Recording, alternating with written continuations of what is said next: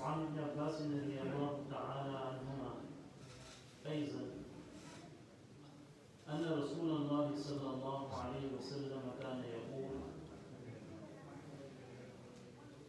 اللهم لك أسلمت وبك آمنت وعليك توكلت وإليك أنبت وبك خاصمت اللهم أعوذ بعزتك لا إله إلا أنت أن تضلني أنت الحي الذي لا تموت والجن والإنس يموتون متفق عليه.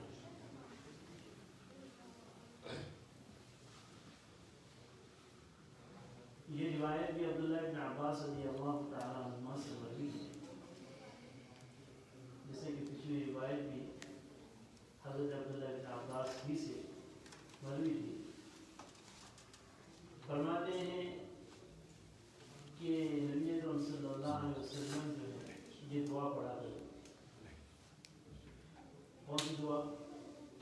اللہم لک اسلمت وبک آمنت، کہ اللہ تجھی پر میں ایمان لایا، اسلم تو تیری ہی اطاعت کی، تیرا ہی فرما بردار ہوا، وبک آمنت تیری ہی ذات پر ایمان لایا، وعلیک توکلت، کیونکہ یہ توکل کا لفظ اس میں آیا ہے اس حدیث کے اندر، اس لیے امام نووی نے اس روایت کو یہاں پر ذکر کیا کہ اس میں توکل کا ذکر ہے، اللہ کی ذات کے اوپر بھروسے کا ذکر ہے. وعلیک توکلت، تیری ذات پر بھروسہ کیا، وإلیک انبت، اور تیری ہی طرف رجوع کیا، وبک خاصمت، اور تیری ہی مدد سے لڑتا ہوں، تیری ہی مدد سے جو لڑتا ہوں. اللہم اعوذ بعزتک لا الہ الا انت ان تضلنی، اور تیری عزت کے ذریعے میں پناہ چاہتا ہوں کہ تیرے علاوہ کوئی معبود نہیں. کس بات سے پناہ چاہتا ہوں؟ کہ تو مجھے گمراہ کر، تو مجھے گمراہ کر. انت الحی الذی لا تموت، تو زندہ ہے، ہمیشہ سے زندہ ہے، تجھے کبھی موت نہیں آتی ہے اور نہ موت آئیں گی. والجن والانس یموتون، جنات اور انسان یہ سارے مر جائیں گے. یہ اس کا ترجمہ ہے. تو یہ حضرت نبی اکرم صلی اللہ علیہ وسلم کی جو دعا تھی ان دعاؤں میں سے ایک دعا ہے. کیا علیہ الصلوۃ والسلام اکثر یہ دعا پڑھا کرتے ہیں. اللہم لک اسلمت وبک آمنت وعلیک توکلت والیک انبت. آپ علیہ الصلوۃ والسلام سے بہت ساری دعائیں ثابت ہے.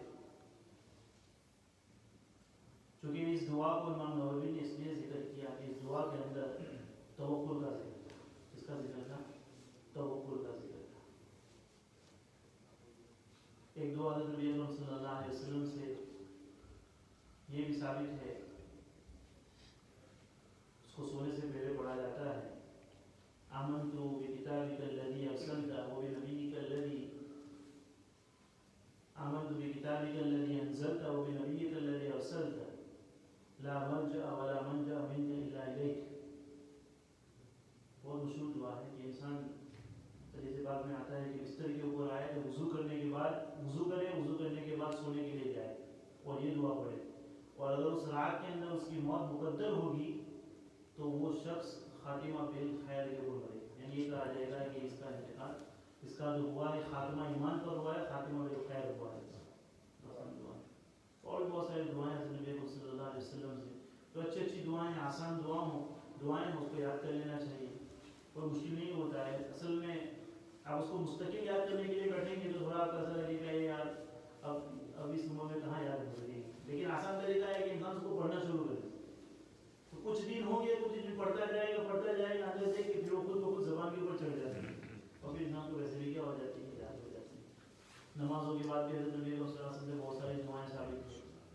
کیا علیہ الصلوۃ والسلام کو بھی چوتھا ترجمہ نماز کے بعد پڑھ لیا سورۃ الناس ہے، فلق ہے، اخلاص ہے.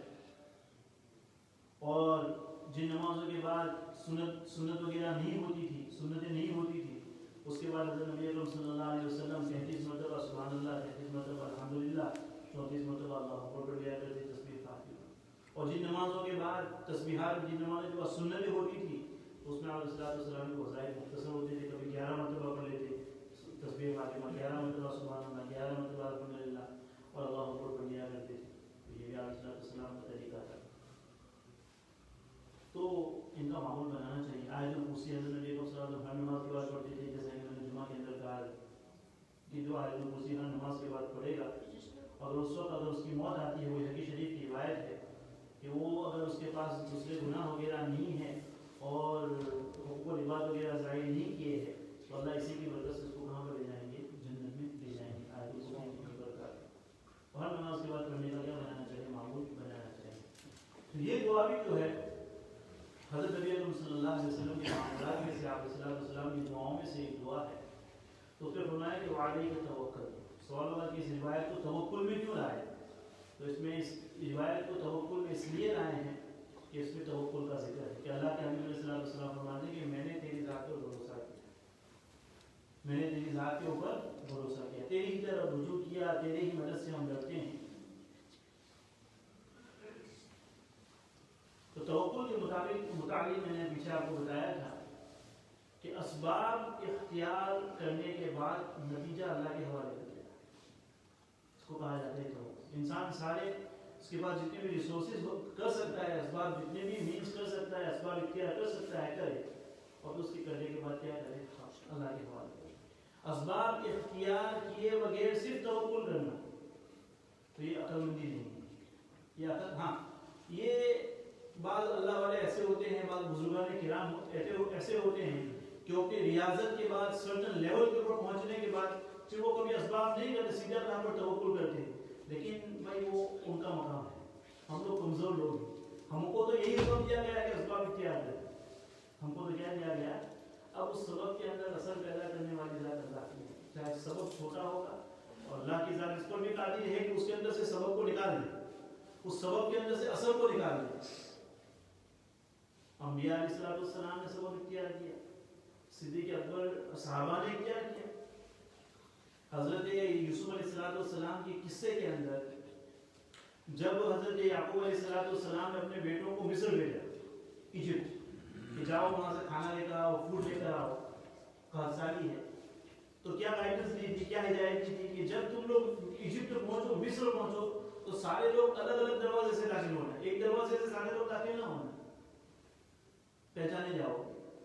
تو یہ کیوں کیا؟ حالانکہ خود نبی ہے، ان کا تو توکل اللہ کی ذات، نبی سے بڑھ کر کس کا توکل ہوتا ہے؟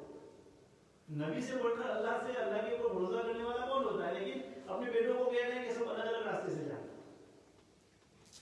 یہ سبب کے درجے میں، اسباب کے لیے سبب اختیار کرنا تمہارا کام ہے. آگے پھر آپ کو کچھ ملے نہ ملے یہ اللہ کے حوالے ہے.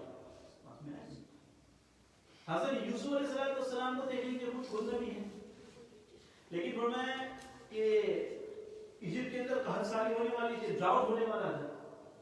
تو بادشاہ نے خواب دیکھا تھا، اور خواب کی جو تعبیر آئی تھی وہ یہی تھی کہ یہاں پر ڈراؤٹ ہونے والا ہے.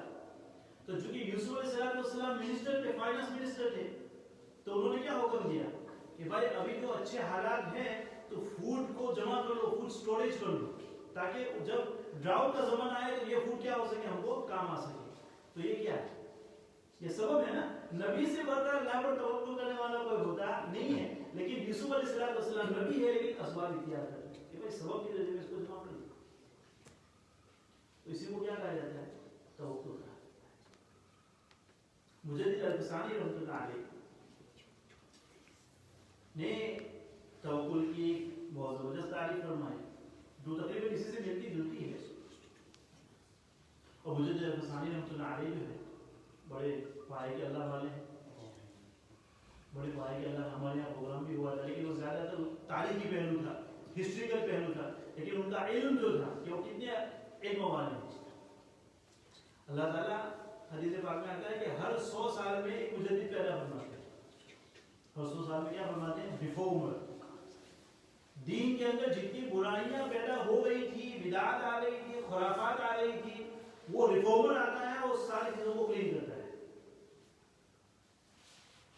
حضرت مجدد الفسانی رحمۃ اللہ علیہ جو ہے یہ خصوصاً بھیجے گئے جب اکبر بادشاہ کا زمانہ تھا. اکبر بادشاہ جب اکبر بادشاہ نے دین الہی کو لانا چاہا، اس نے ایک نیا کلمہ انوینٹ کیا ہے، لا الہ الا اللہ محمد رسول اللہ اکبر و خلیفۃ اللہ. یعنی تیسری چیز نے ملائی تھی، لا الہ الا اللہ محمد رسول اللہ اور اکبر اللہ کا خلیفہ. یہ کلمے کے اندر اس نے ہدایت کی. تو یہ خصوصاً وہاں یہ مجدد الفسانی رحمۃ اللہ علیہ کو اللہ تعالیٰ نے اس دین الہی کے خاتمے کے لیے بھیجا. بڑے علم والے مجدد الفسانی ان کا نام نہیں ہے، چونکہ الف کے معنی ہزار ہوتے ہیں، ثانی کے معنی دو ہوتے ہیں، تو 1200 سال میں وہ آئے تھے، 12th سینچری. اس لیے ان کو کہا جاتا ہے مجدد الفسانی، جو 1200 سال میں آئے. انہوں نے ان کا نام تو ہے شیخ احمد سرہندی. ان کا نام تو کیا ہے؟ شیخ احمد سرہندی. ان کا مزار سرہند کے اندر، ہندوستان پنجاب کے اندر ہے. تقریباً میں 2 مرتبہ گیا ہوں سرہند کے اندر. بہت بڑا مزار ہے. اور ان کی کرامات کے اندر یہ بات لکھی ہے، اور لوگوں کے اندر یہ بات بہت ہی مشہور ہے کہ جو ان کی مزار پر، ان کی قبر کے اوپر بیٹھ کر پورا قرآن پڑھتا ہے، حافظ قرآن، تو پھر زندگی بھر وہ قرآن بھولتا نہیں. یہ ان کے متعلق مشہور. اب اس میں کتنی حقیقت ہے ماشاءاللہ. بہت سارے حفاظ یہاں پر ہیں، جا کے ایک مرتبہ کیا کرنا چاہیے، کوشش کرنا چاہیے بھائی. اگر نہیں کم از کم قرآن پڑھنے کا تو ثواب مل ہی جائے گا، اس سارے ثواب کا ثواب مل جائے گا. لیکن یہ مشہور ہے، یہ بہت زیادہ مشہور ہے کہ جو ان کی مزار کے اوپر جاتا ہے اور پورا قرآن بیٹھ کر پڑھتا ہے وہاں پر، تو قرآن زندگی میں بھولتا نہیں. شیخ احمد سے بڑے علم والے، اللہ نے بہت علم دیا ہے. اور خصوصاً یہ اکبر کے زمانے میں آئے، اکبر کی دین الہی کے خاتمے کے لیے آئے. وہ فرماتے ہیں، میں ان کا علم بتا رہا ہوں کہ قرآن کے اندر اللہ تعالیٰ فرماتے ہیں انا، اور یہ میں نے یہ بات اپنے حضرت سے سنی تھی کہ انا عرضنا الامانة على السماوات والارض والجبال فابین ان يحملنها، کہ اللہ تعالیٰ نے وحی کو، اس شریعت کو اتارنا چاہا کس کے اوپر؟ فعرضنا الامانة، امانت سے شریعت مراد ہے، وحی مراد ہے. على السماوات، آسمانوں کے اوپر، والارض والجبال، آسمان، زمین، پہاڑ. فابین، تمام لوگوں نے انکار کر دیا کہ بھائی یہ تو بہت بڑی چیز ہے، ہم اس کو کنٹرول نہیں، ہینڈل نہیں کر سکتے. سب نے انکار کیا. واشفقن منها وحملها الانسان، تمام نے انکار کر دیا. پہاڑوں کو دیکھیے انسان سے کتنا مضبوط، آسمان کو دیکھیے کتنا مضبوط، تمام نے منع کیا، زمین منع کر دیا. وحملها الانسان، لیکن اس ذمہ داری کو انسان نے اٹھا لیا کہ ٹھیک ہے. اس ذمہ داری کو قبول کرنے کے لیے انسان راضی ہو گیا. تو بھائی جس چیز کو منع کر، جس چیز کو لینے سے آسمان منع کر رہا تھا، زمین منع کر رہی تھی، پہاڑ منع کر رہے تھے، اس کو انسان نے قبول کیا، تو اب انسان کی تعریف ہونی چاہیے تھی نا. بھائی انسان جس کو کوئی منع، سب منع کر رہے ہیں، اس کو انسان نے لیا تو انسان کی تعریف ہونی چاہیے تھی. لیکن انسان کی قرآن اللہ تعالیٰ کیا کہتے ہیں؟ وَكَانَ الْإِنسَانُ ظَلُومًا جَهُولًا. انسان ظالم بھی ہے اور جاہل بھی ہے. انسان ظالم بھی ہے اور جاہل بھی ہے. تو سوال ہوتا ہے کہ کام تو کتنا اونچا کیا اس نے. جس وحی کو لینے سے تمام نے منع کیا، اس کو انسان نے لیا، انسان کی قلب پر اتارا گیا اس کو. تو اب انسان کی تعریف ہونی چاہیے کہ اس کے بجائے انسان کی کیا ہو رہی ہے؟ برائی ہو رہی ہے کہ وَكَانَ الْإِنسَانُ ظَلُومًا جَهُولًا، کہ ظالم بھی اور جاہل بھی.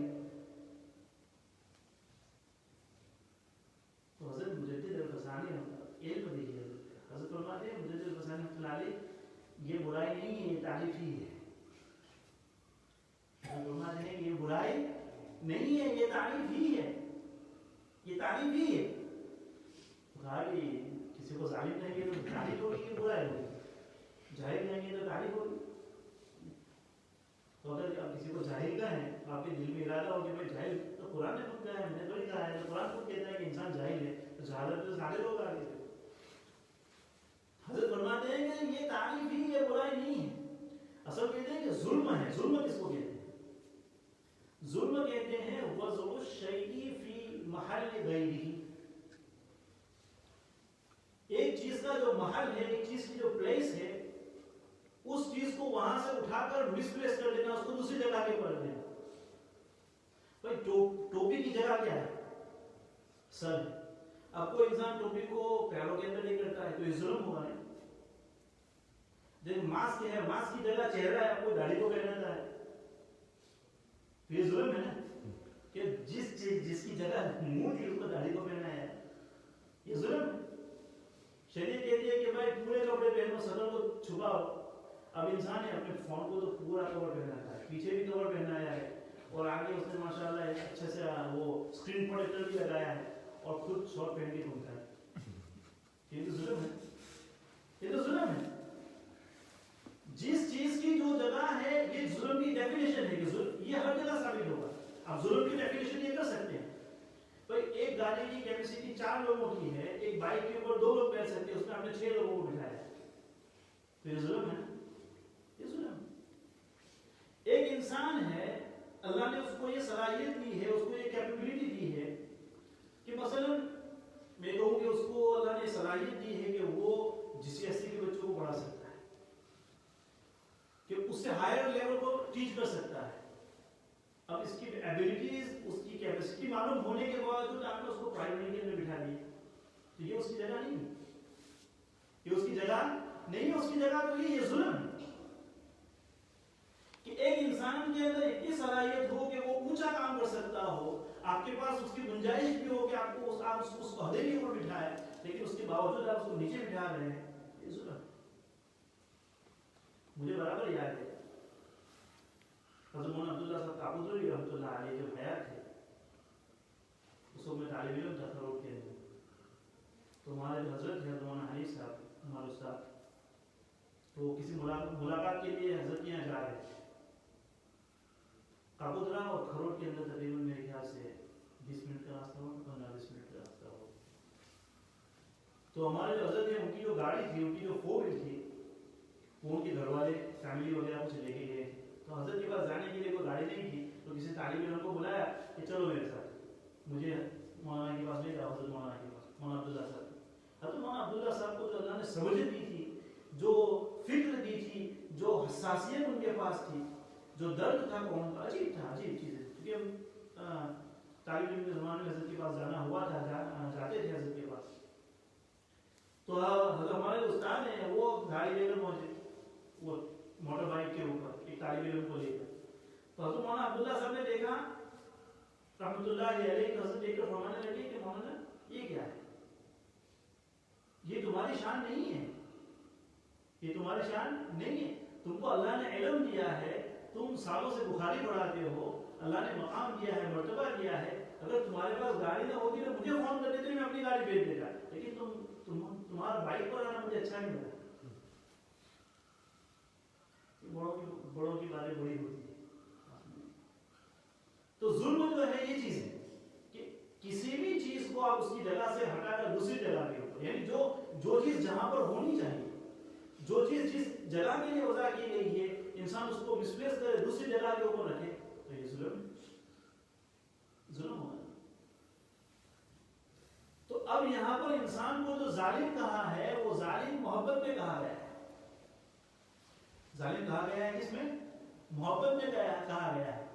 یعنی اس چیزوں کی ذمہ داری تو اصل ان کو لینی چاہیے تھی، پہاڑوں کو لینی چاہیے تھی، زمین کو اور آسمان کو لینی چاہیے تھی، لیکن انہوں نے نہیں لی.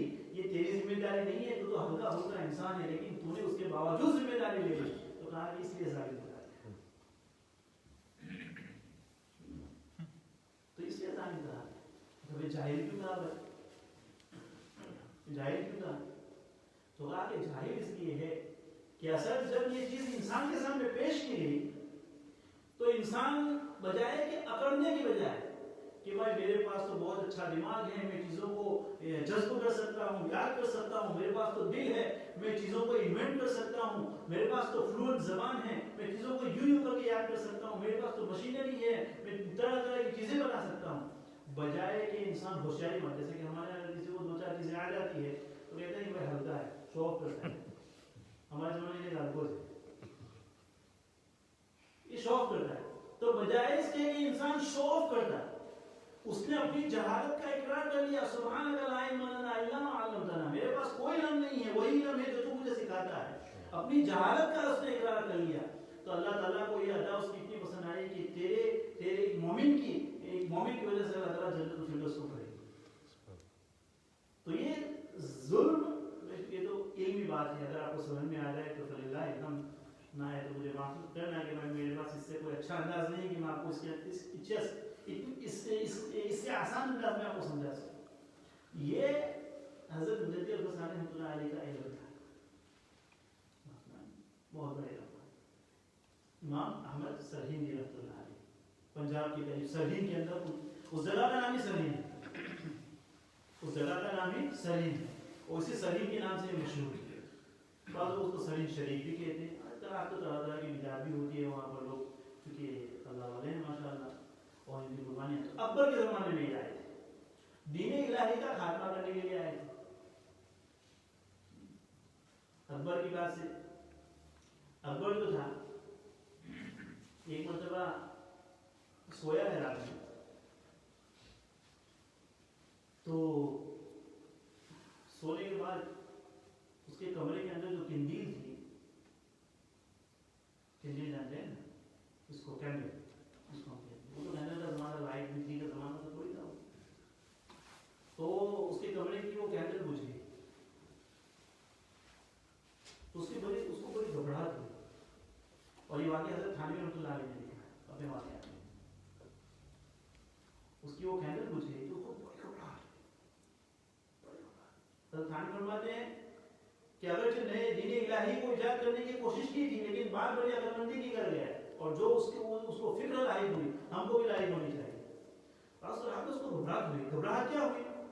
जब वो कैंडल बुझ गई तो कहा कि इतना अंधेरा, तो मेरे कब्र के अंदर क्या आलम होगा, मेरी कब्र के अंदर क्या आलम होगा।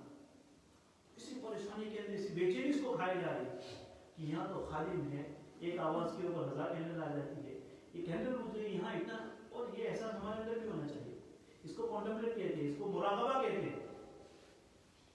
ये भी मुराकबे की किस्म है कि इंसान जब रात में सोए, सारी बिजली बंद हो जाए, लाइट बंद हो जाए, तो सोचे, क्या सोचे कि भाई यहाँ इतना अंधेरा है कि मैं अपना हाथ नहीं दे सकता, चीजें देखने के लिए टटोलनी पड़ती है, तो फिर कब्र के अंदर कितना अंधेरा होगा।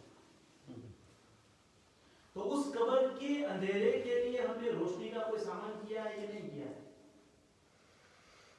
उस कब्र के अंधेरे के लिए रोशनी का कोई सामान किया है कि नहीं किया?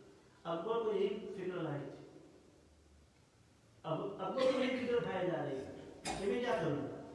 अब सुबह में देखा कि बादशाह सलामत जो है कुछ ऑफ, यानी मूड ऑफ है उनका, चेहरे के ऊपर से हंसी गायब है, कोई गमगीनी छाई हुई है, हज़्न मलाल छाया हुआ है, क्या बात है।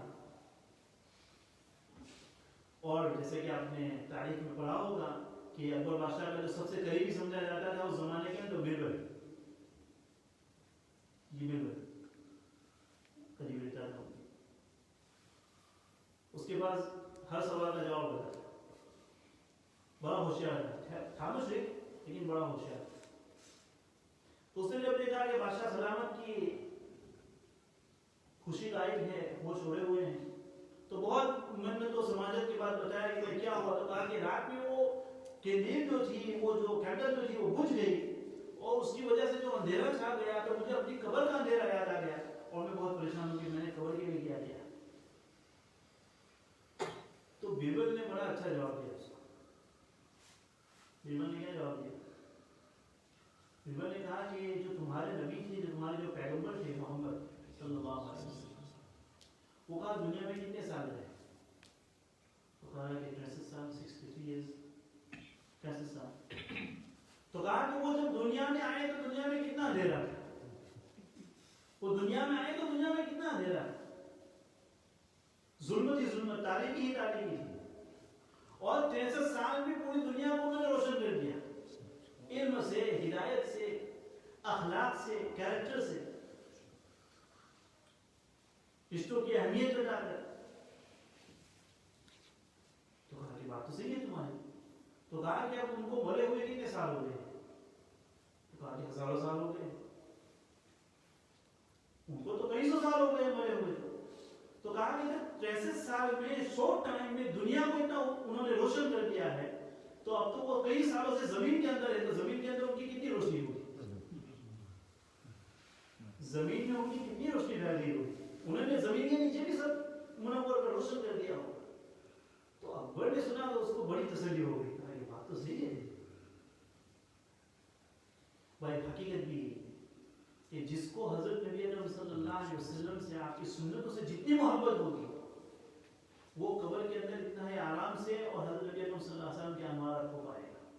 اسی لیے روایت آتی ہے بخاری شریف کے اندر، اللہ کے نبی صلی اللہ علیہ وسلم نے فرمایا انکم تفتنون فی قبورکم، کہ تم کو قبر کے اندر آزمایا جائے گا میری وجہ سے.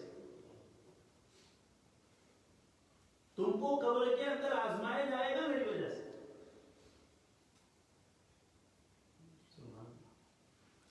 بخاری شریف کے اندر آتا ہے کہ جب انسان قبر کے اندر، مومن، دو طرح کے لوگ ہوں گے، مومن ہوگا اور ایک منافق اور مشرک، دو طرح کے لوگ. جب مومن کو رکھا جائے گا قبر کے اندر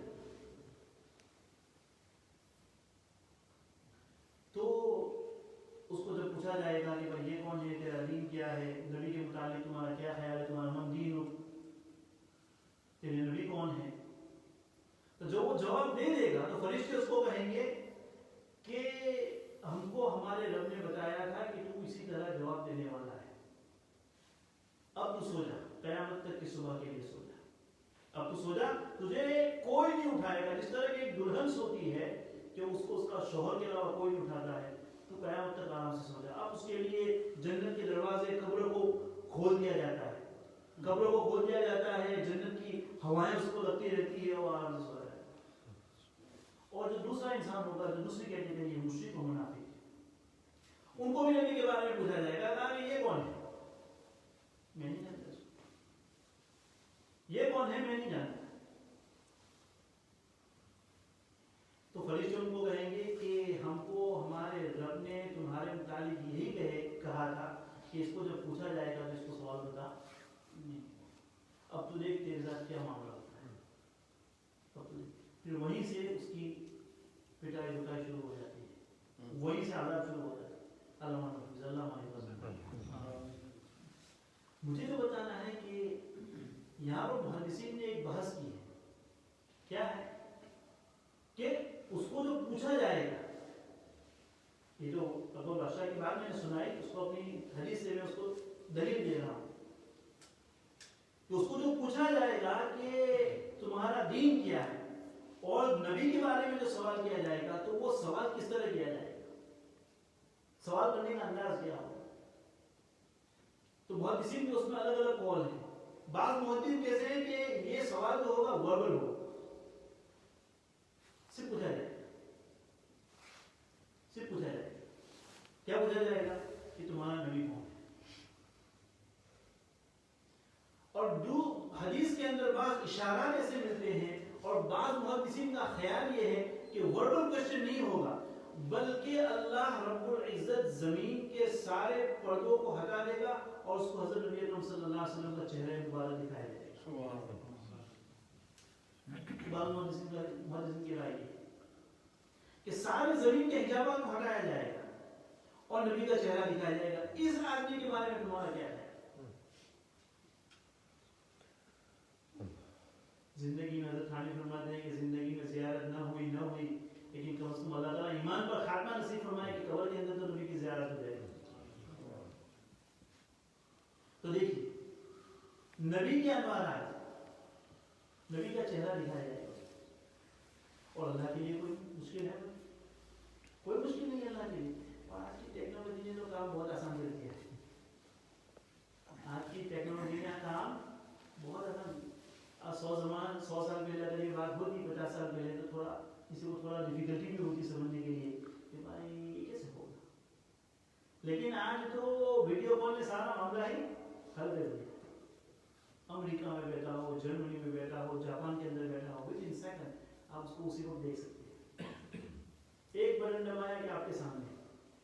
تو اگر ایک انسان جس کو اللہ نے ایک چھوٹا سا ایک دماغ دیا ہے، اگر وہ اپنے دماغ کو استعمال کر کے ایسی چیزوں کو انوینٹ اور ایجاد کر سکتا ہے کہ ہزاروں مائل دور بیٹھا ہوا ایک انسان کو سامنے بیٹھ کر دیکھ سکتا ہے، تو میرا رب جو خالق کائنات ہے، جس نے انسان کو پیدا کیا، انسان کو عقل دی، انسان کو عقل سلیمہ دی، دل دیا، سوچنے والا دماغ دیا، اگر وہ اللہ وہاں بیٹھے ہوئے، وہاں سوئے ہوئے انسان کو نبی کا چہرہ دکھا دے تو اللہ کے لیے کون سی بڑی بات ہے؟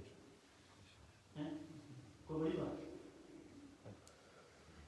تو حضرت مجدد الفسانی رحمۃ اللہ علیہ کی بات سے بات چل رہی تھی کہ حضرت مجدد الفسانی رحمۃ اللہ علیہ فرماتے ہیں کہ توکل جو ہے، کہ توکل یہ چیز ہے کہ انسان اسباب اختیار کرے، اسباب اختیار کرنے کے بعد رزلٹ کو اللہ کے حوالے دے، اور جو رزلٹ آئے اس رزلٹ کے اوپر وہ خوش رہے۔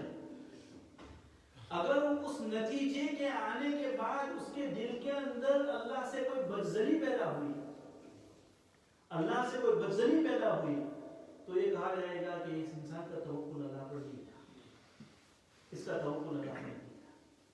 میں نے پچھلے ہفتے مثال دی تھی، ایک آدمی بیمار ہوا، بیمار ہونے کے بعد آپ جتنی اچھے ڈاکٹر کے پاس کو لے جا سکتے تھے وہ آپ ڈاکٹر کے پاس لے گئے، جتنی بہترین دوائی کا انتظام کر سکتے تھے آپ نے دوائی کا انتظام کیا، جتنے پریکاشنز ہو سکتے تھے آپ نے کیے، ساری چیزیں کی، اس کے باوجود بھی اس کی زندگی مقدر نہیں تھی، اس کا انتقال ہو گیا، تو انسان کے دل میں یہ خیال نہ آئے کہ بھائی اتنا سارا کرنے کے بعد بھی مر گیا، اتنا سارا کرنے کے بعد بھی مر گیا۔ اگر یہ خیال آتا ہے تو یہ مطلب یہ ہے کہ آپ کا توکل اللہ پر نہیں ہے۔ سب کچھ کرنے کے باوجود بھی اگر وہ اللہ آپ کو نہیں ملا، اس کی صحت مقدر نہیں تھی، انسان خوش رہے کہ یہی اللہ نے چاہا، تو یہ تو یہ مجدد الفسانی رحمۃ اللہ علیہ نے بات فرمائی کہ توکل اس کا نام ہے۔ اچھا، اس کے اندر ایک اور چیز ہے کہ لا الہ الا انت ان تضلنی، کہ اللہ میں تیرے عزت کے ذریعے پناہ مانگتا ہوں کہ تیرے علاوہ کوئی معبود نہیں ہے کہ تو مجھ کو گمراہ کر دے۔ حافظ بن حجر الاسقلانی رحمۃ اللہ علیہ نے اس کی تشریح فرماتے ہوئے فرمایا کیا تضلنی کا مطلب یہ ہے کہ تو ایک لمحے کے لیے بھی مجھے اپنی رحمت سے دور نہ کرنا۔ ایک مطلب یہ میں ہمیشہ تیری رحمت سے قریب، تیری رحمت کے سائے میں رہنا چاہتا ہوں، ایک پل کے لیے بھی تو مجھے اپنی رحمت سے دور نہ کرنا۔ ایک مطلب یہ ہو سکتا ہے۔ دوسرا مطلب یہ ہو سکتا ہے کہ تیرے احکام کی بجا آوری کے لیے، اطاعت کے لیے، تیری فرما برداری کے لیے مجھے ایک لمحہ بھی تیری فرما برداری سے دور نہ، ہمیشہ تیری فرما برداری میں لگا ہے۔ یہ مطلب اس کا لا الہ الا انت تضلنی، کہ میں تیری عزت کے ذریعے اس بات کی پناہ چاہتا ہوں کہ تیرے علاوہ کوئی معبود نہیں کہ تو مجھے گمراہ کرے۔ پہلا مطلب کہ تو مجھے اپنی رحمت سے دور نہ کر۔ دوسرا مطلب یہ ہے کہ تو مجھے ہمیشہ اپنی اطاعت کے ساتھ، اپنی فرما برداری کے ساتھ قائم رہے، ایک لمحے کے لیے بھی میں تیری نافرمانی نہ کروں۔ دوسرا مطلب یہ ہو گیا۔ اور تیسرا مطلب ایک لمحہ کے لیے بھی تو مجھ سے ایمان کو نہ چھین، یعنی تو جب تک مجھے زندہ رکھے مجھے ایمان پر، ایمان کے اوپر قائم کر، ایک لمحے کے لیے مجھ سے ایمان کو نہ چھین۔ یہ تین مطلب یہاں پر امام حافظ بن حجر الاسقلانی رحمۃ اللہ علیہ نے اس کے بیان کیے ہیں۔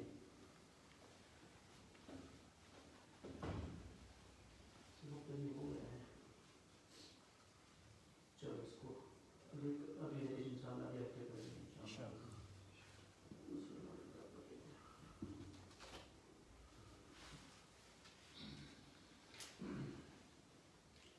اچھا، وضو کی بات ہو رہی تھی پچھلے ہفتے، ٹھیک ہے نا؟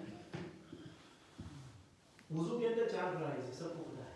اگر اس سے ایک بھی مس ہو جائے گا اس انسان کا وضو صحیح نہیں ہوگا، وضو صحیح نہیں ہوا تو اس کی تلاوت صحیح نہیں، قرآن پڑھے گا تو گناہ ہوگا، اور نماز پڑھے گا تو اس کی نماز قبول نہیں ہوگی کیونکہ اس کا وضو صحیح نہیں ہوا۔ پورا چہرہ ایک مرتبہ دھونا، پورا چہرہ ایک مرتبہ دھونا، دونوں ہاتھ کونیوں تک دھونا، یہ بھی وضو کے فرائض میں سے ہیں۔ چوتھائی سجدہ مسح کرنا، ٹھیک ہے نا، اور دونوں پیروں کو اپنے ٹخنوں کے سمیت دھونا، اینکلز کو انکلوڈ کرنا ہے، اس کو ایکسکلوڈ نہیں کرنا ہے، ٹھیک ہے۔ یہ چار فرائض ہیں وضو کے۔ اب سوال یہ رہتا ہے کہ پورا چہرہ دھونا، تو پورے چہرے سے مطلب کیا مراد ہے؟ تو فرمایا کہ پورا چہرہ کا مطلب یہ ہے کہ ایک کان کی لو سے دوسرے کان کی لو تک، یہ لو، ٹھیک ہے نا، اور لمبائی کے اندر پیشانی کے بالوں سے تھوڑی کے نیچے تک، के बाल है उसके पेशानी के बाल, और जिस इंसान के बाल नहीं है तो वो क्या कर सकते हैं, अंदाजा लगा सकता है कि भाई कहाँ से बाल शुरू होते हैं, तो वहाँ से उसका फूल शुरू होगा। ऐसा नहीं कि पेशानी के बाल नहीं है तो पूरा यहाँ से धुलना शुरू होगा, तो जहाँ से उसके बाल हो सकते हैं सामने इतना नजर आता है, तो इतने हिस्से का धोना वुजू के अंदर क्या है, फर्ज है। अच्छा, चेहरे धोने का तरीका ये है कि पेशानी से ऊपर से पानी डालेगा, इस तरह से पानी डालने का तरीका ये होगा कि इस तरह से ये करेगा, ऊपर से नीचे की तरफ आएगा, और फिर चेहरे को मले, अच्छी तरीके से उसको धोए, खुसूसन सर्दियों के दिनों में जब इंसान की स्किन जो हार्ड होती है, सर्दियों के दिनों के अंदर कोल्ड आउटसाइड होता है, तो पानी क्या होता है, जल्दी टिकता नहीं है, पानी फौरन गिर जाता है, तो जिस्म से अलग रहता है, जल्दी पानी जिस्म को लगता नहीं है। और उन्होंने कि इसमें खास एहतियात करें कि इंसान के आंखों के जो गोशे हैं, ये जो पार्ट है, क्योंकि इंसान बात मतलब खुसूसन जिनकी उंगलियां बड़ी होती हैं, उनकी फिंगर्स जो होती हैं हैवी और बड़ी होती है, जो वुजू करता है तो ये जो हिस्सा है आमतन क्या रह जाता है, और दो चीजें होती हैं, जिनकी उंगलियां बड़ी होती है, जिनकी आंखें डीप होती है, तो बहुत सी मतलब पानी यहाँ पर पहुँचता नहीं है, तो कहा कि इसका ख्याल रखें कि यहाँ पर अच्छी तरीके से पानी पहुँचाए, आंखों के गोशों के अंदर पानी पहुँचे, और उसमें मैल भी आ जाता है। और हमारा कि आंखें धोते, चेहरा धोते वक्त मुंह को इतना, बहुत सारे लोग क्या करते हैं, लिप्स को बिल्कुल टाइट कर देते हैं, तो यहाँ पर ये याद रखना चाहिए कि वुजू के इंसान की नॉर्मल कंडीशन के अंदर होठ का जो हिस्सा खुला रहता है, ठीक, अब मैं ऐसे बैठा हूं, तो ये जितना हिस्सा बाहर की तरफ है जो बंद नहीं हो रहा है, जो पार्ट ऑफ द फेस, ये चेहरे का हिस्सा है, इसका धोना जरूरी है। अगर आपने वुजू करते वक्त वो होठों को बिल्कुल टाइट कर दिया और यहाँ पानी लगा नहीं है तो वुजू आपका होगा नहीं। इसी तरह आंखों को भी इतना ज्यादा टाइट ना करते कि आंखों के अंदर इतनी झुर्रियां आ जाए कि जो स्किन है ना, वो स्किन भी क्या हो जाती है, टाइट हो जाती है। अब जब आंखें खोलेंगे तो स्किन खुलेगी, तो बहुत सारा हिस्सा क्या हो जाता है, पानी के बगैर, पानी पहुंचे बगैर रह जाता है। तो आंखों को भी बहुत ज्यादा टाइट ना करे और अपने लिप्स को भी क्या करे, बहुत ज्यादा टाइट ना करे।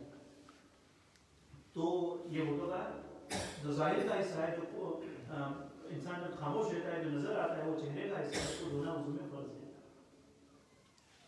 और धोने का मतलब ये है कि कम से कम इंसान के बदन से 2 गस्लें टपकनी चाहिए। एक तो है कि आपने सिर्फ हाथ को वेट कर लिया और फिर ये कर लिया, ये मसा होगा, ये धोना हुआ, ये धोना नहीं हुआ। धोना ये है कि इंसान इतना धोए कि कम से कम 2 ड्रॉप्स क्या हो जाए, हो जाए, कम से कम 2 गस्लें क्या हो जाए, टपक जाए, तो ये धोने के बराबर है। कि और